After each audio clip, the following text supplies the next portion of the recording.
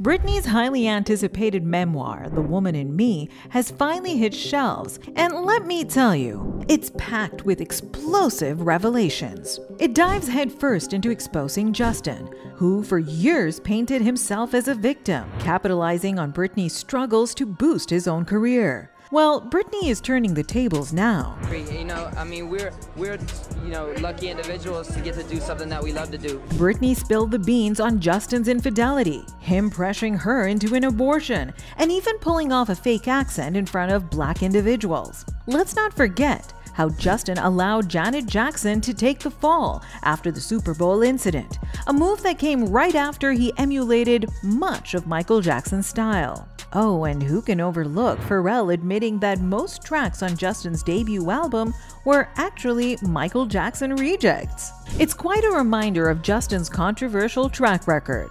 And to top it off, Justin's response seemed to have added fuel to the fire, making him look even more suspect. Let's dissect this wild ride. For years, Justin took advantage of Britney's silence during her conservatorship, leveraging her name to further his own career. But now, that era has finally come to an end. Britney has broken her silence and is revealing her side of the story. In her explosive memoir, Britney uncovers a multitude of bombshells about her relationship with Justin. They first crossed paths on the all-new Mickey Mouse Club in the early 1990s. But went their separate ways in 2002 after reports of infidelity. For instance, in London in 2000, Britney Spears claims that the ex-NSYNC crooner was caught on camera cozying up with one of the girls from All Saints, most likely to be Nicole Appleton, and this was only 1 year into their relationship.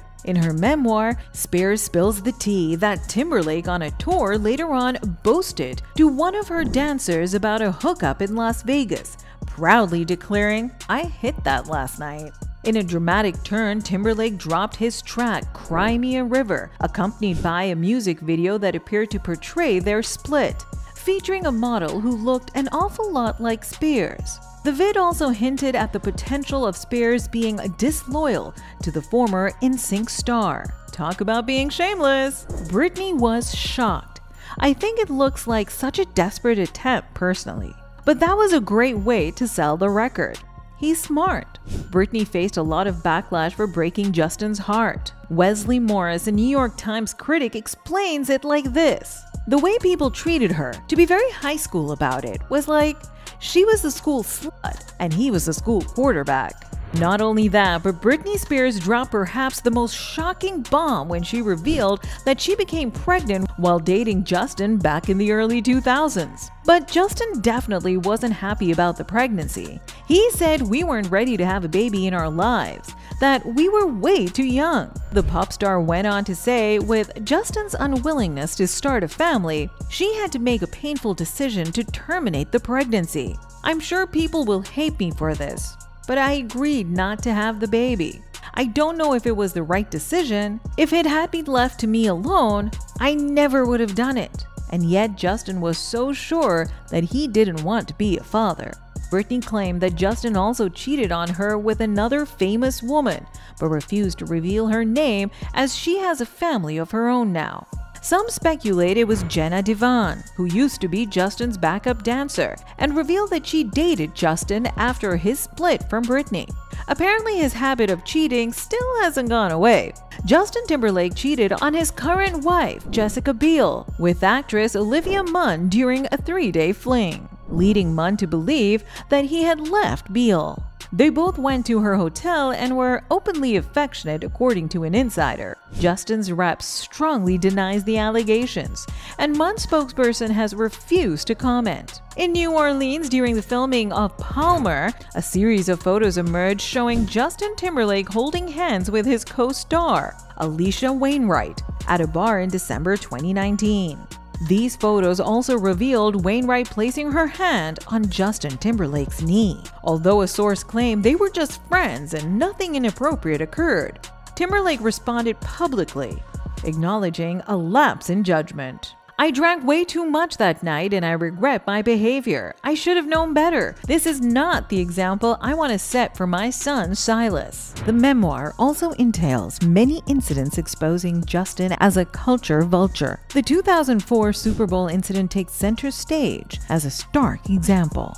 Whether it was staged or not, the aftermath speaks volumes about Justin's character. The way he acted post-incident, where Janet Jackson faced the brunt of the media backlash and public blame, truly showed his true colors. While the media vilified Janet, Justin positioned himself as a victim, lamenting the embarrassment the incident caused him. Meanwhile, the fallout from the Super Bowl incident dealt a devastating blow to Janet. She was compelled to issue a public apology and faced harsh repercussions. Not only was she disinvited from the Grammy Awards, where she was set to perform a Luther Vandross tribute, but former Viacom CEO Les Moonves took it further. He revoked her invitation and ordered her singles and music videos to be blacklisted from CBS, MTV, and all radio stations under the Infinity Broadcasting Group. Les Moonves, who later faced sexual assault allegations himself, had no qualms about Justin performing at the Grammys post-Super Bowl incident. Justin even snagged a Grammy for Best Male Pop Vocal Performance for Crimea River. The aftermath saw Janet losing various opportunities due to the incident. She was even forced to resign from portraying Lena Horne in a biopic. But despite all this,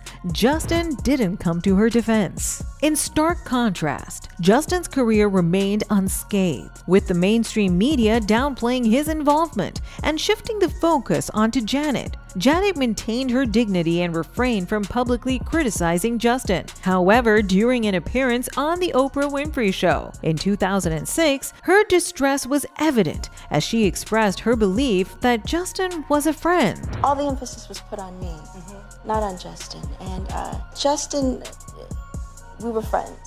Justin's prolonged silence regarding Janet's plight was deafening, and it took until 2021, following backlash from the Britney Spears documentary, for him to issue an apology amid social media pressure. This silence was made even more glaring in light of Justin's deep emulation of Janet's brother, Michael Jackson. The revelation that Pharrell initially wrote songs for Justin's debut album for Michael casts a revealing shadow on Justin's priorities. Notably, Justin professed admiration for Michael, yet appeared ready to throw Michael's sister under the bus. And it's not just Michael and Janet. Justin also claimed other black artists as his idols. In 2018, he planned to perform with a hologram of Prince at the Super Bowl, despite knowing Prince's strong feelings against holograms. Prince had expressed his disapproval of posthumous hologram performances in an interview before his passing, making Justin's decision seem rather disrespectful. After facing heavy criticism, Justin finally settled for a larger video projection of Prince during his Super Bowl performance, singing Prince's song. In Britney's memoir, there is a comical tale where she describes Justin attempting to adopt a black persona around singer Genuine. The audiobook, narrated by actress Michelle Williams, features her rendition of Justin's faux accent, leaving fans in fits of laughter. Walking our way was a guy with a huge blinged-out medallion. He was flanked by 2 giant security guards. Jay got all excited and said so loud, "Oh yeah, faux shiz, Genuine, what's up, homie?" Following this section of Britney's memoir, it triggered a fresh wave of criticism against Justin. In response, Justin attempted to address these allegations, but notably, he didn't personally address the situation. Instead, his publicist subtly hinted at Britney for revisiting the past. According to a source close to Justin, he's been concentrating on his family matters and endeavoring to avoid getting entangled in Britney's memoir, as reported by ET.